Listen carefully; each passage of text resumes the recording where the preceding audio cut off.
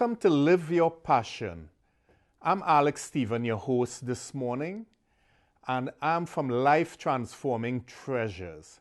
By sharing my story and wisdoms from my life journey of how I raised a deaf child and made a life-altering decision, I empower people to transform their lives to one of freedom and fulfillment.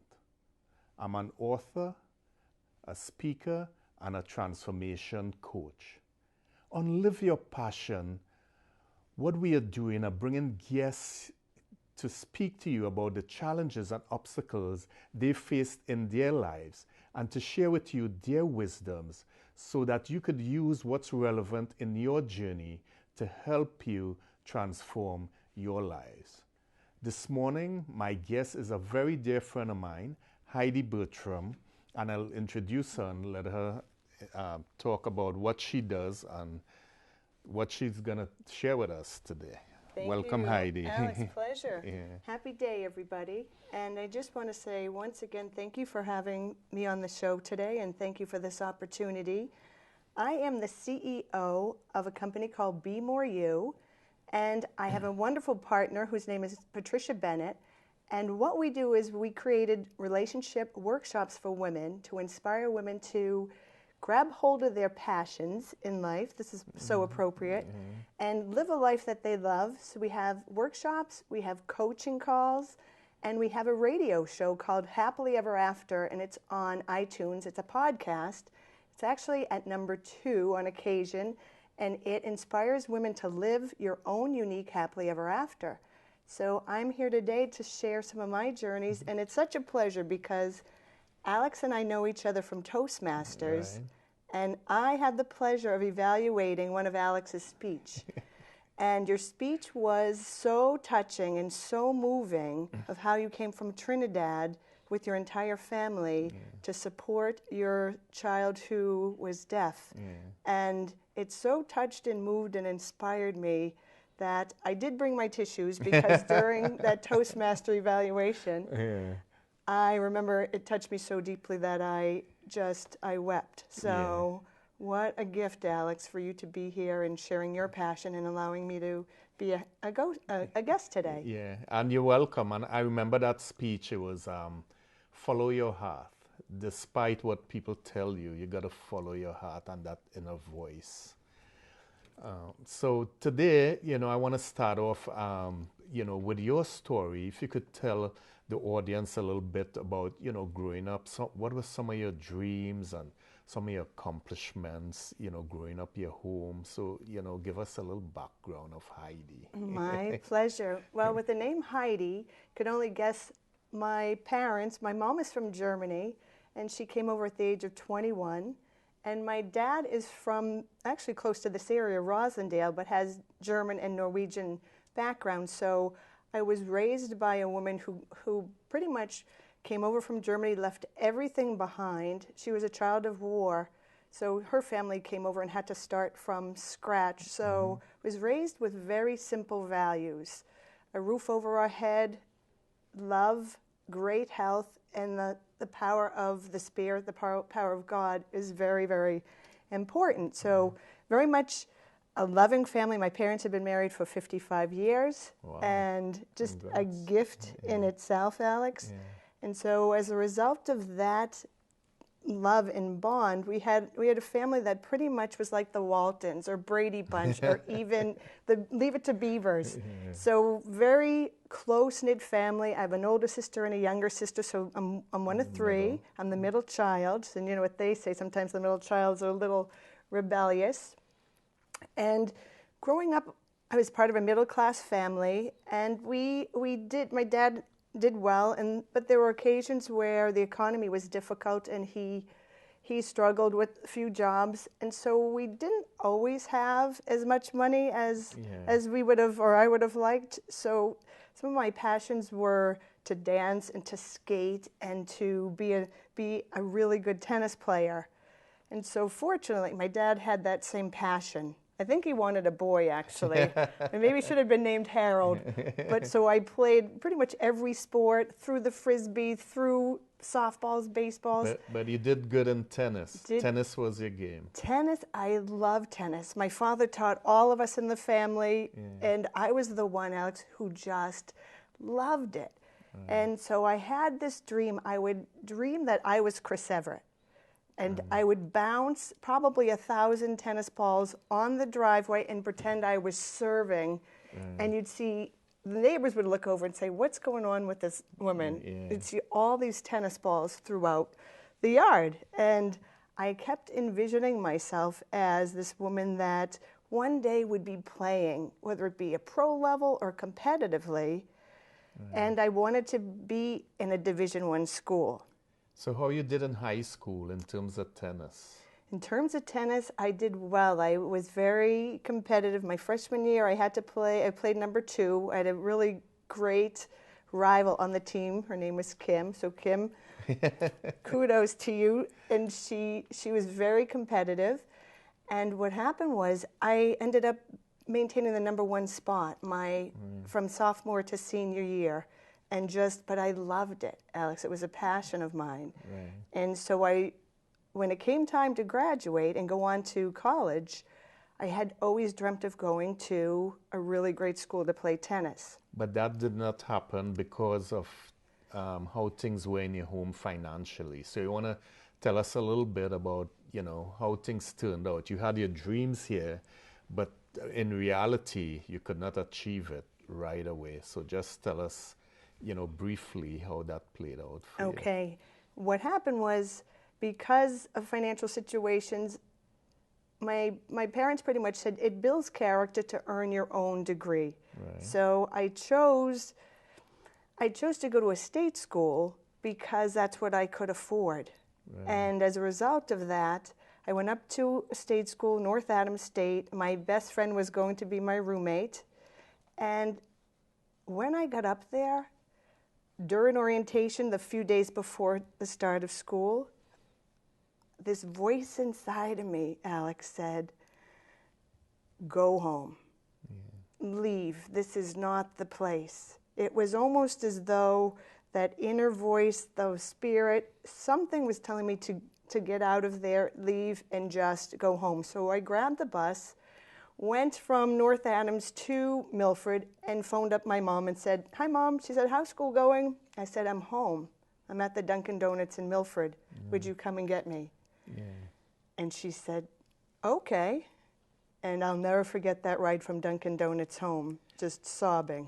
And before you took the bus, I know you shared with me an experience you want to share with the audience of, someone approaching you. And that could have been a life-changing, it was a life-changing decision. And if you went the other way, life would have been different for you. I think you want to share, especially, for parents and for kids who are going through this and going to college, the decision you made and how it affected your life. Thank you for remembering that piece, because I think sometimes you block it out. Right. What happened was I was approached by a person who almost looked like Columbo, if you've ever watched the old show Columbo, the detective, and he opened up his jacket and had syringes and hashish and pot and cocaine, and he said, I have this for you. And I pretty much said, it freaked me out. And I said, no, I do not want that. I said, and he said, no, and he kept opening and kept coming closer with his coat full of all these syringes. And it scared me. That fear was so great. I remember pushing myself and just jumping back, but I also remember just in that moment saying, I don't like this. This is not the type of school or environment I want to be in. And that also helped me get on that Bonanza bus and get home. Bonanza bus. I will never forget the Bonanza bus ride from school back home. Right. So you got home, so, you decided, you got that inner voice told you, you're not supposed to be there. The guy with the Columbo coat, he verified that you're not supposed to be here. Yes. And you got home, Dunkin' Donuts, and your mom picked you up. So, did you have any plans? What are you going to do now? In that moment, Alex, no. The only plan, I was clear that what I didn't want, and that was to go to that school because they also didn't have a great tennis program. They were Division III, so I was settling in that area too. It wasn't my dream. Right. But all I knew was when I got home, I didn't know what my parents were going to say, if I was going to be accepted. And you know, my mom always said, do what makes you happy. Right. Always do what makes you happy, hun. And I went right into my room, Alex, and I sobbed for days because I felt like I had let everybody down. Yeah. And that, in those days of just crying and sobbing, I recall, said, okay, you can sit here and feel badly about yourself having made a choice, or you can take one action step. And this is where I used to work 3 jobs in high school, and I said, I can get back perhaps those jobs and let the various business owners know that I'm back. Right. There's a little bit of shame going on where I felt a little bit of shame because I hadn't followed through on my word to school, but there I was. But you still had that dream. Still had the dream. Division I school. You wanted to play tennis. You wanted to graduate university. So it was still there, even though you had this obstacle. Yes. And this, you know, you got this inner voice telling you this was not the school. You still had, so you did not give up on your dreams is the key. Exactly. And what happened was I got my job back at a tennis club so I could play tennis. I demonstrated the walk at Caldors, whatever job I could grab. There used to be a program called Kelly Girls, and they'd fit you in. So imagine the Chinese walk. I was demonstrating walks at Caldors. I took whatever job I could get to make money. And I also became an accounts payable clerk for Lennon Morse Hospital back then. Right. So I got also interested in accounting. So not only did I not really quite know what my major was, now I'm interested in accounting, but I'm also playing tennis as often as I possibly could. Right. So you were on the journey and you were not giving up. So basically. I was not going to give up. And what I say to people is, and what we say in our programs is, never give up. Create a discipline in your life of always taking one baby step, one action step, because you never know when you take that step what's going to happen. Right. By taking a risk and starting back and making that phone call to say, I didn't go to school, I would love my job back as the receptionist at the tennis club. Is there still opening? And he said, come back. Right. And wouldn't you know, a few months later, probably, I wouldn't say from September until May of the next year, what happened was a letter, the tennis pro said, there's a letter from Northeastern that we just received. Yeah. So, so during this time, you know, you still had your dreams. You're trying to work, save as much money as you could because you had to finance your school. Yes. And I had to do that with 2 children and my wife and I in school full time. And we left Trinidad and came to the United States. And both our parents said, we're going to pray for you. We're going to give you moral support, but we have no money. So I know what you're talking about. We had to do it with 2 kids, going to school full time, and one of our son, Larry, is deaf. And we made it by the grace of God. We got scholarships, we got part-time jobs. But in that time, doubt creeps in. There are times when you have to rely on your faith, you know, and trust. Yes. And I assume that's what you went through too. But tell us, you know, in that time, what I know you felt some shame and, you know, your pride and you let people down. But one of the things I admire is that you did not give up. Thanks. You did not give up. But, you know, what I want you to share with the audience is what did people tell you during that time? I mean, I say it's none of their business, but people are going to tell you things. And for me, those motivate me more than pull me down. And you want to share that. I certainly will. Thank you. And being part of a tennis club, there are quite oftentimes very wealthy people. And they would come in. There was a prominent lawyer's wife who came in at one point and said, hey, Heidi, how are you? I said, what are you doing here? And she said, oh my gosh, you didn't go to school? You were #1 in tennis. You were National Honor Society. You will never, ever go back. You know, she said, the percentage of children who drop out or kids who drop out, they never go back to school. She said, you'll never go back. And first of all, I was a little bit taken aback that somebody would be that boisterous or vocal about their opinions. But Alex, it fueled me. Exactly. I can, right now, from my toes to my nose, I just felt the same fueling in the tingle. And I said, you know what? She inspired me to do it even grander and greater and better. And there was almost a little bit of, okay, I think I can show you that I can do this. And the thing is, you wanted to prove her wrong, you know, while following your dreams. Yes. So when people tell you these negative things, you could turn it around for your gain, you know, to benefit yourself. And I remembered when we were leaving Trinidad, our son was 4 years old then. We found out he was deaf at 1 year old. And a friend told me in the airport, he said, you'll never make it. You'll fail. I'll pick you up here next Saturday. That was Saturday, January 8th, 1983. I never forgot it. He said, you and your wife in school full time with 2 kids, 1 being deaf, no extended family, in a foreign country, in a cold climate. I'll pick you up next Saturday. But you know what? Those words sunk in my heart. And when things got tough, as I'm sure it did for you, I remembered those, and those words really inspired and motivated me to do well. So when he thought he brought me down, he lifted me up. I call it a God wink. Yes, I feel like, okay, there's different God winks throughout your life that when you, of course, as an adult, and I play it back, I can say, that woman was a gift. Right.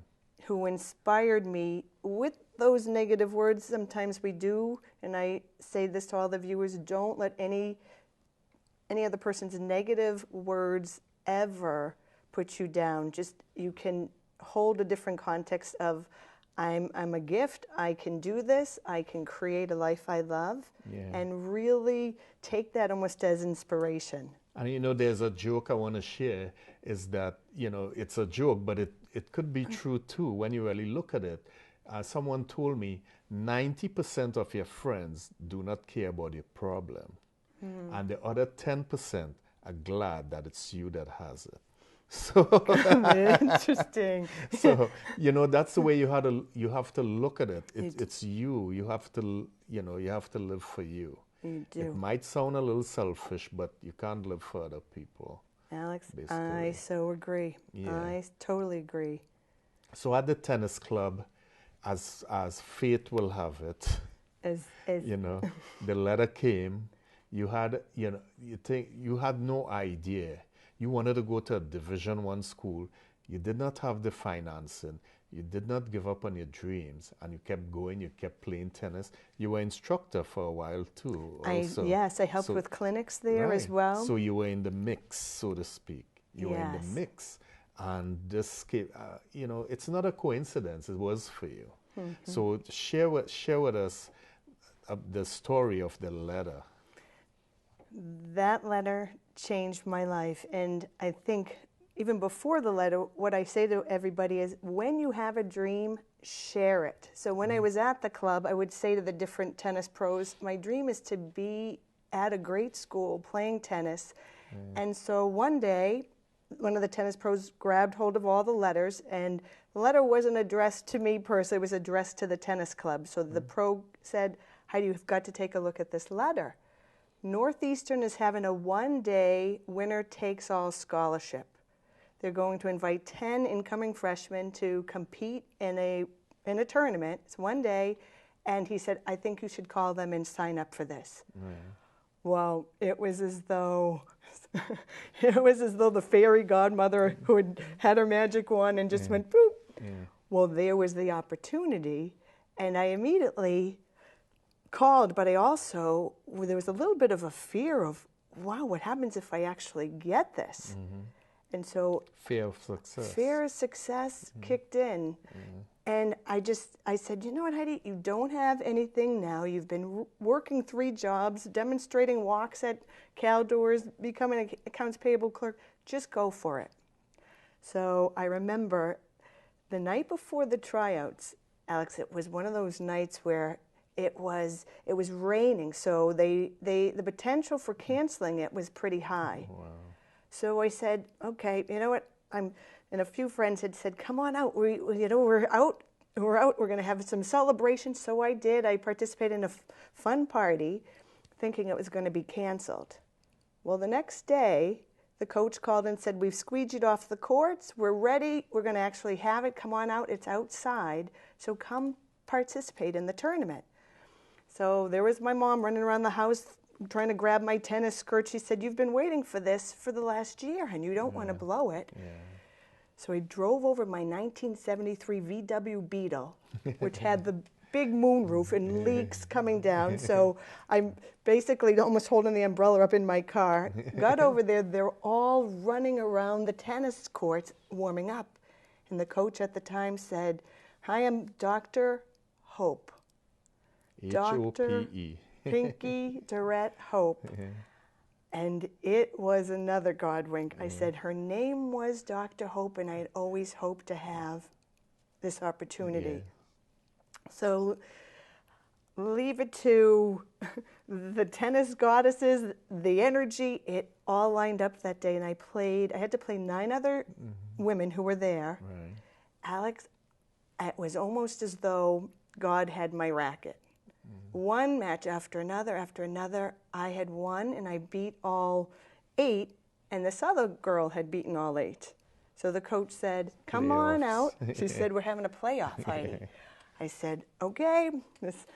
And she said, I said, is it 2 out of 3? She said, no, first woman to 10 will win. And I said, this is a winner take all. She said, 10 more games. 10 more games, and whomever makes it to 10 first will win. Well, we went 1-1, 2-2, 3-3, 4-4, 5-5, all the way up to 9-9. And the coach said, play 1 more game for winner take all. Alex, all of a sudden, I get ready to serve, and I see through the bushes my parents' eyes are looking, and I said, oh my goodness, a little nervous. Yeah.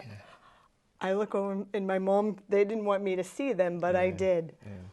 But in that moment, I just still stayed true to my vision of always playing for a Division I school. And I won. And when I would win, my mother even said this the other day, she said, you'd run and you'd hop over the net and you'd shake the person's hand. Yeah. Just from all the energy. Excitement. The excitement. I ran over, shook Sue's hand, and the coach said, I'll get back to you on Tuesday, Heidi, about what we have in store for you. So you did get the scholarship. On Tuesday, Coach Hope called and said, we have given you a scholarship to play tennis for Northeastern. You'll be the #1 singles player. And to this day, it's just, I can still hear that phone call with her. And I stopped and I said, Coach, I said, the other girl that was part of this competition, I said, can we split it? Yeah. So you got a scholarship. You had to maintain. You had to be like number 3. I had to stay in the top 3. She top said. 3. She said if you stay with either 1, 2, or 3, you will maintain your scholarship. Full scholarship for the 4 years. So your dreams came true. So my dream came true. To get into a Division I school, you didn't know how, but it came true. That letter came. But the thing is that I want to share is that success is 80% of success is showing up. If you had stayed home and subbed for 2 years, this would not have happened. Right. But you gave it up. You went out there. You swallowed your pride. You asked for your jobs. You did a good job coaching people. You practiced. So you were getting ready for that tournament. Even though the night before you thought it was going to be postponed, you were so ready in your mind and physically that there's no way they're going to beat you. Mm-hmm. Now, getting to what you told the coach about the young woman that you beat is another story. It's another story because it shows, your integrity and your character. And when you shared this with me, the way I interpreted it was that you risked something that you were dreaming of and envisioning your entire life to play tennis in a Division I school, and you could have blown your scholarship by what you did. Yeah. And so I want you to share what it is you told the coach, what is her response, and what was the outcome. Okay, I'm going to grab a tissue because this totally changed my life, because I, Alex, am a woman that thinks that if I'm the only one who is able to receive the gift at the cost of somebody else, that's not how I want to live my life. And it still to this day touches me. As I said to the coach, do me a favor, if that woman who came in second, if we could split this scholarship, we need a team. You want Northeastern to be a great team? We need multiple people on this team. And at that point, you were not flush with cash. No. No. I was making $2.65 an hour. Minimum wage. Minimum wage. So you were risking half a scholarship, or even the chance of her saying, okay, you don't want it, I'll give it to this person. You don't know how she was going to react. No. But from the goodness of your heart, you had that conversation with Coach Hope, Dr. Hope.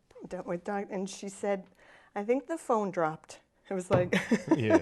I don't think she couldn't believe it, Alex. So she said, let me get back to you.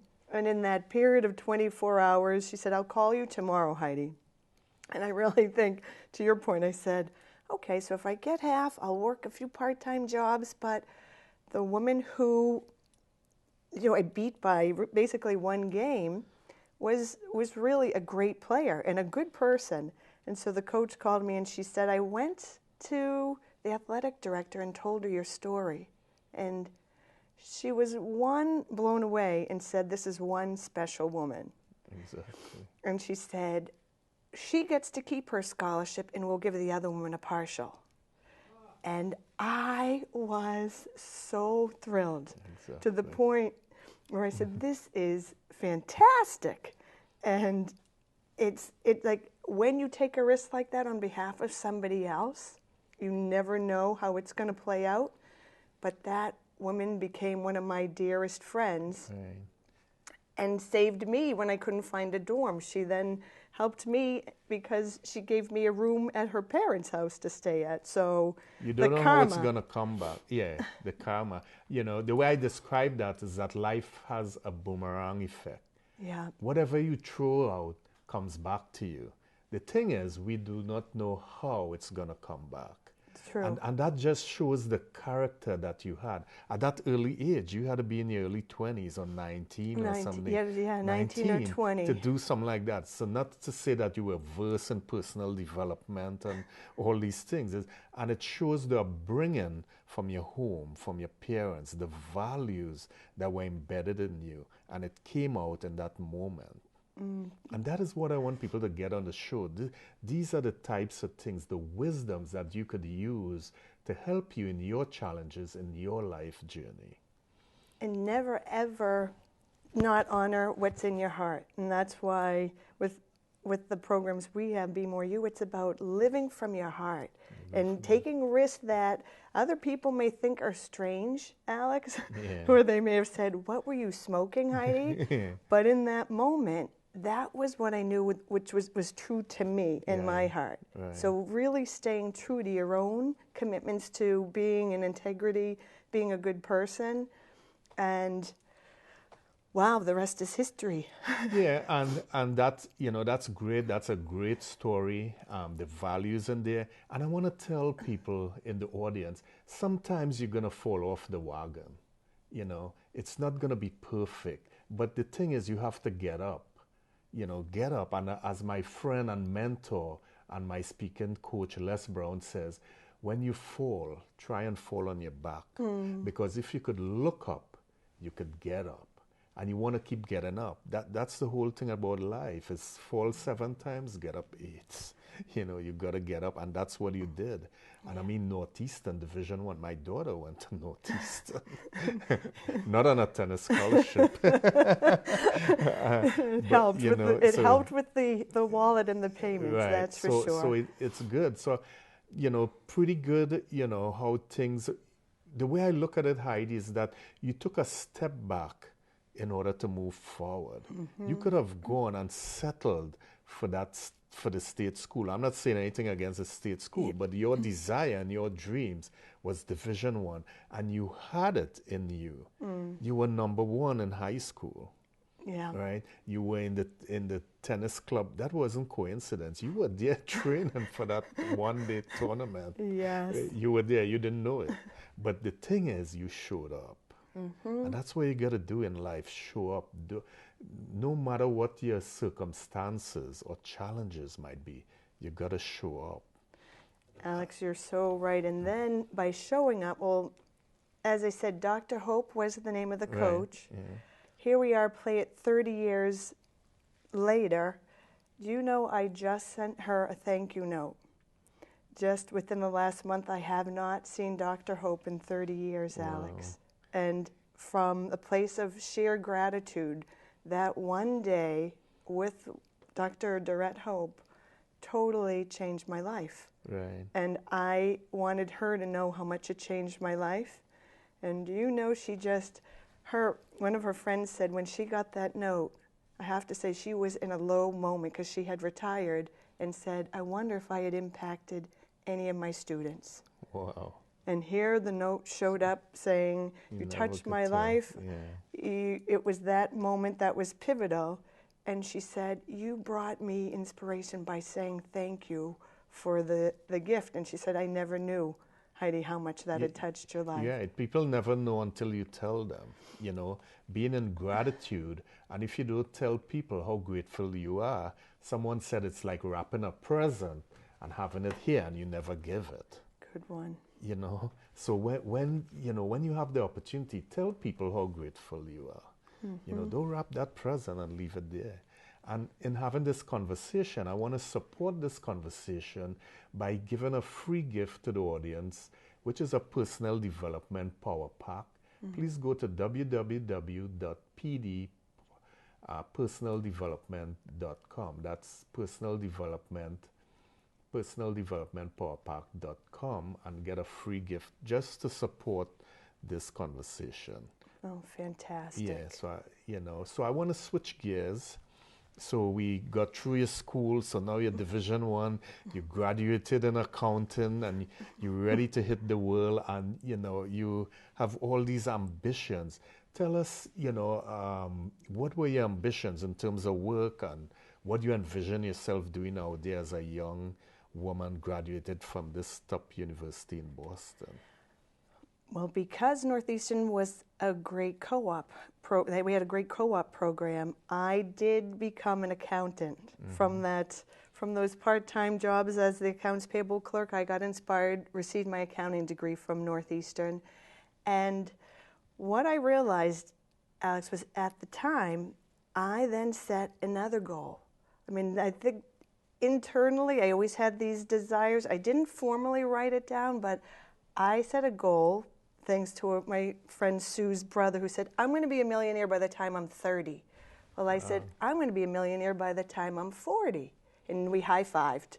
And so from just talking to people about goals and dreams, I set out that goal. So coming out of school into the high-tech world, I became an accountant.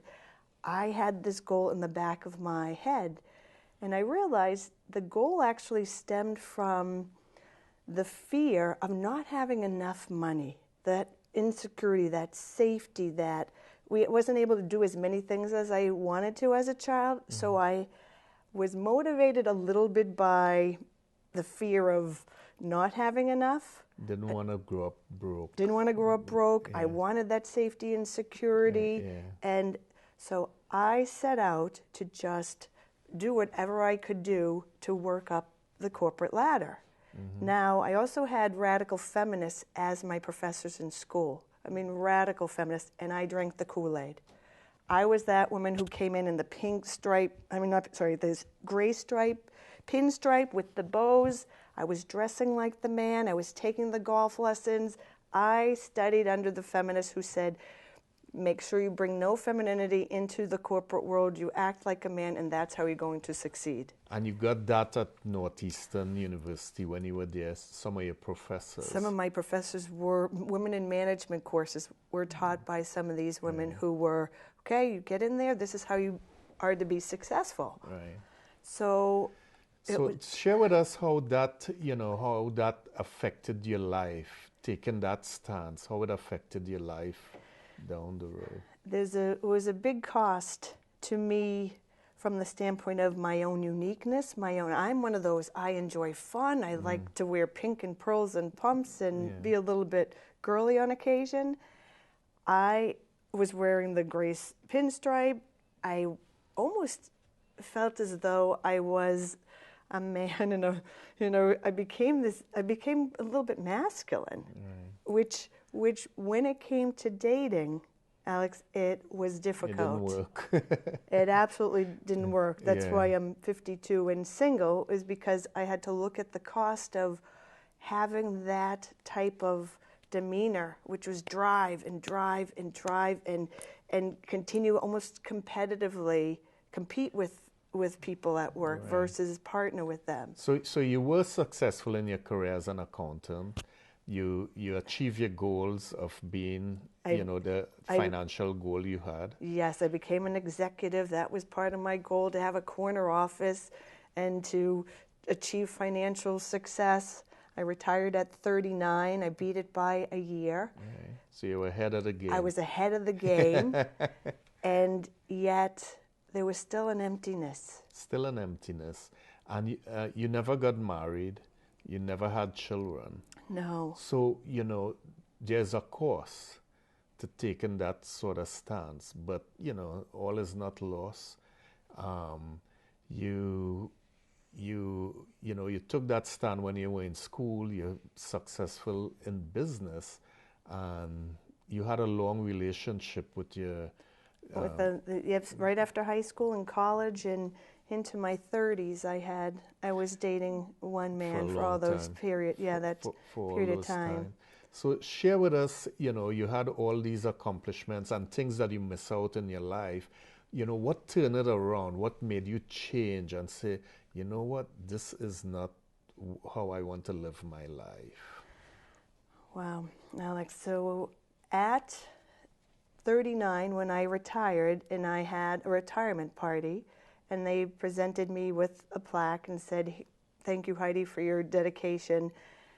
I had the money in the bank, but no love in my life.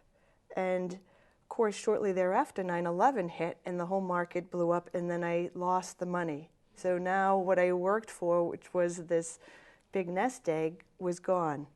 And so I didn't have the nest egg, and I didn't have love. So in that moment, I took a step back and said, how can I claim back the woman that I gave up? Like, what do I need to do to actually claim her back? And Alex, I didn't know how to do it. I didn't know the answer. But you wanted it. You had that desire. I had the desire. And what I realized in all those years, especially after the relationship broke up, was that I had been suffering in silence. When the relationship ended, I dove more into work and worked 80 hours and 100 hours to bury myself from feeling the pain. Yeah. And when I finally shared the story with not only a good friend from college, Deb, but my business partner, Patricia, I said, do you know what I really want in life? I want to be loved. I want love, and I don't have it. And I think we all want that. As human beings, we want attention, we want to be loved. All the material possessions cannot compensate for that. A lot of rich people are going to tell you that.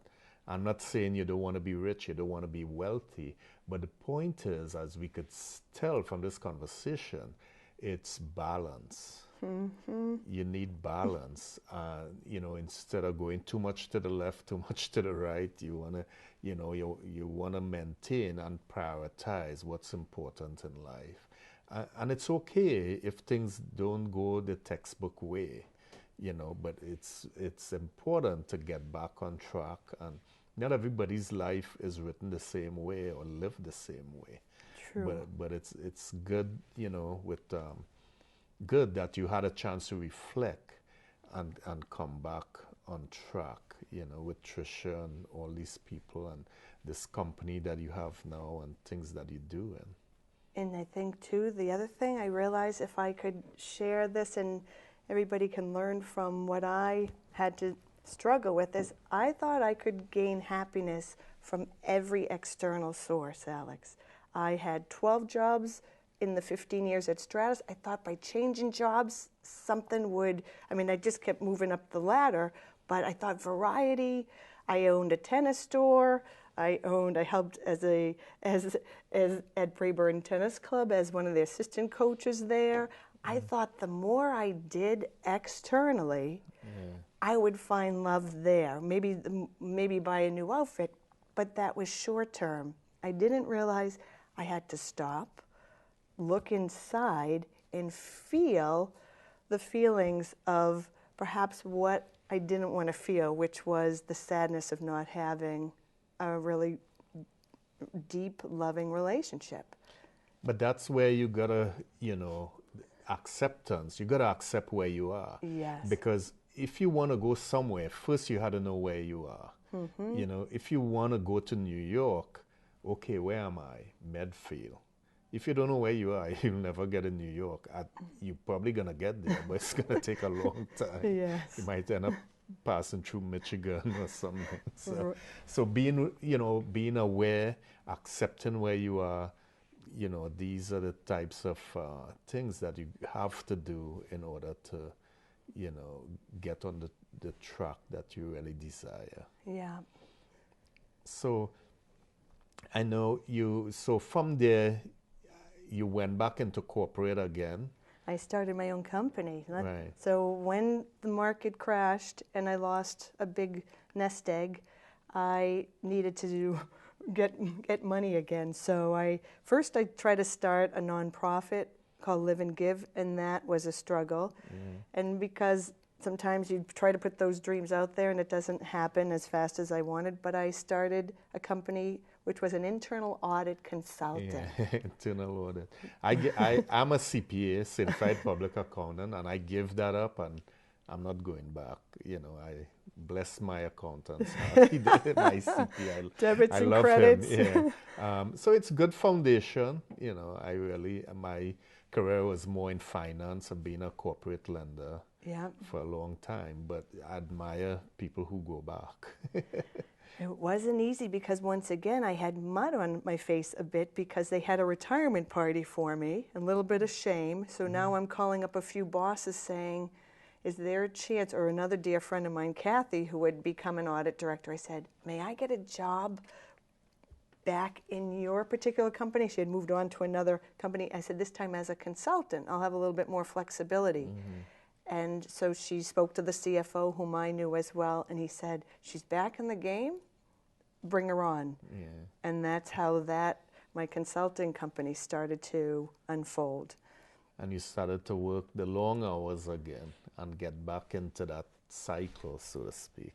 Right, Alex. Sometimes it's like the fly hitting the screen. You have to, I hadn't had the V8 moment yet, but at that point I realized, because the shame of not having been successful and having the failure took me back into those long hours again, because that's where I could control it. I knew that was safe. I knew that was a security. So share with us again, what was your, the moment that, said, oh, this is not for me.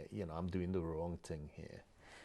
Well, I had multiple consulting jobs, and the consulting job that was the most difficult was a company that was in quite a bit of financial disarray, and they pretty much said, we're going to be delisted from NASDAQ. We need somebody to come in and help us with all the internal controls.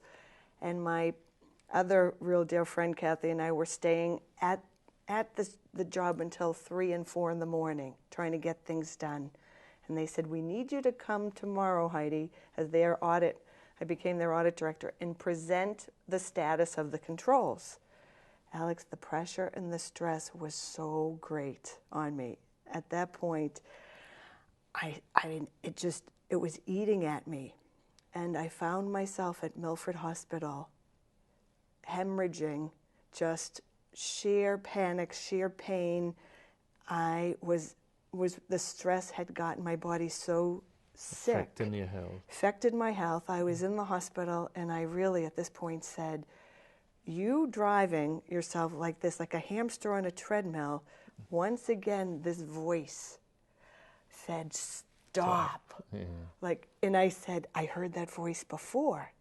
But because I had, from the time I was 19 until the time I was in my 40s, it was almost like I kept so busy, I didn't hear that voice anymore. Mm-hmm. But because I was flat on my bed in the hospital, here I was. Yeah. You had no choice I but had to no listen. choice. And at that moment, that voice said, stop it.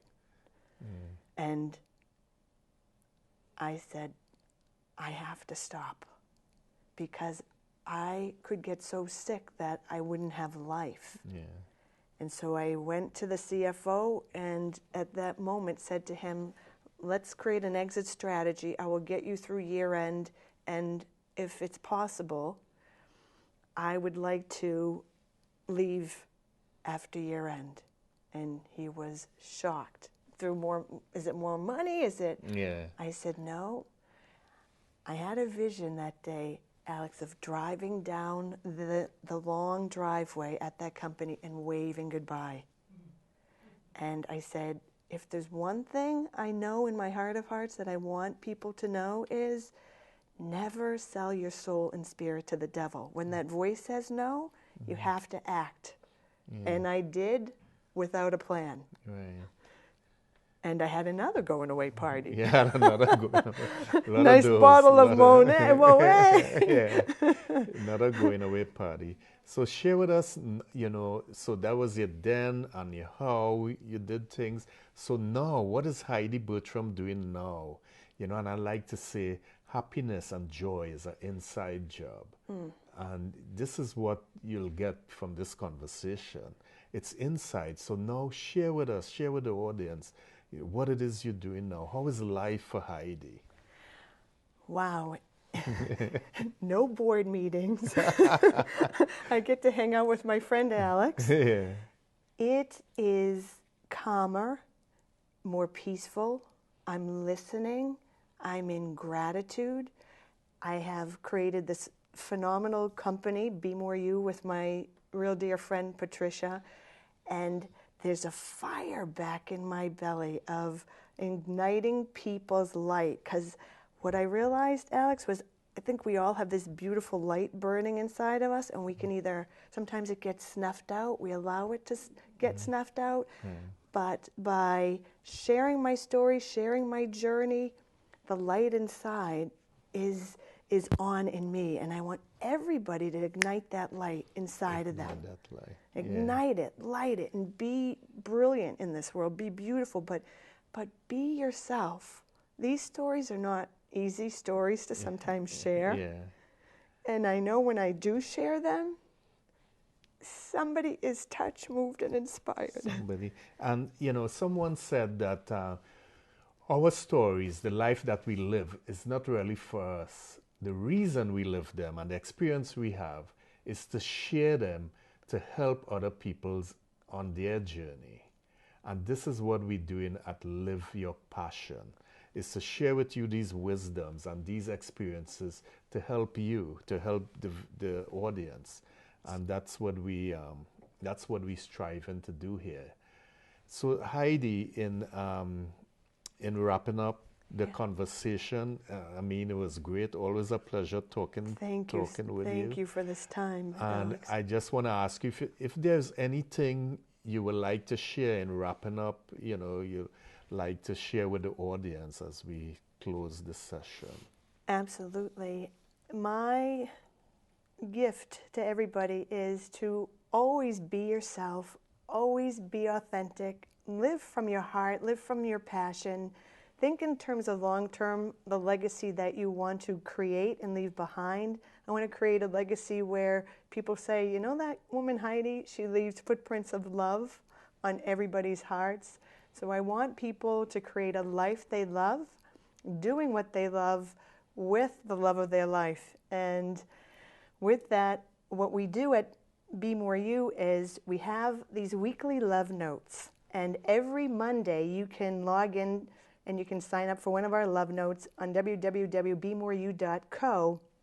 We send these wonderful inspirational love notes to inspire you to be yourself, be beautiful, be brilliant, and let that light shine in the world. So if you have any questions or want to be part of our programs, we would love to have you. Log into www.bemoreyou.co and let your light shine. And that's .co, not .com. .co, yes. Make that clear. Thank you. And Patricia will join us shortly on one of the shows. I'm looking forward to her sharing her story, which is so much different than what she's doing now. Absolutely. So that will be great. So again, my friends, Live Your Passion, Heidi Bertram, and what we heard here today is to have balance.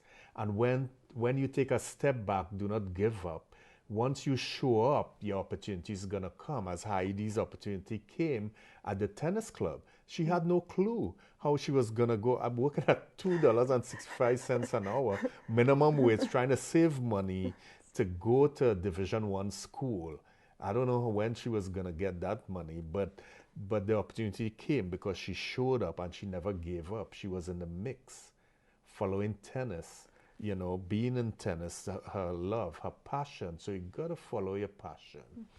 And I want to say, go to my website, alexstephen.com. It's simple as my name, www.alexstephen.com. You could get more information there if you want to contact me for any reason at all. And I want to say this quote I love from Lao Tzu is that when the student is ready, the teacher will show up. So you got to be ready, my friends. You got to make a commitment. You have to do it. And one of the things I just want to share with the audience is my books are coming out. These are the proofs. It's not out yet, but I just want to give you a peek. It's Courage in Our Hearts, a family's love story. And it's written by our entire family, my wife Raz, Larry Charisma, and myself. And the foreword is by Les Brown. And I'll let you know when it's out on Amazon. Congrats. And thank you.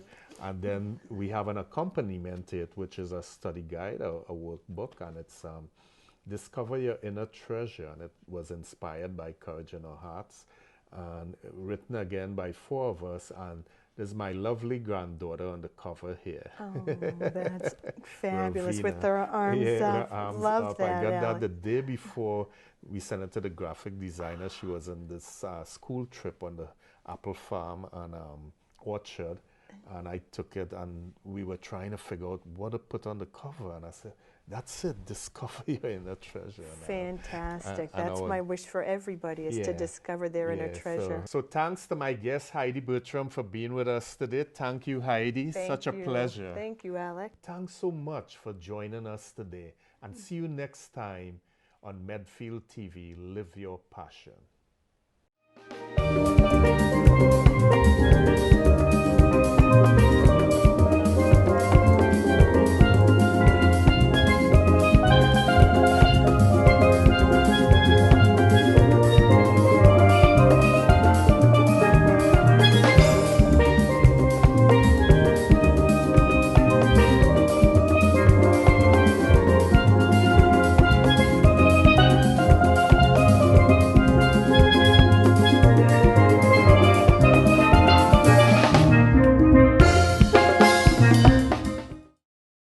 Production support provided by Medfield.tv.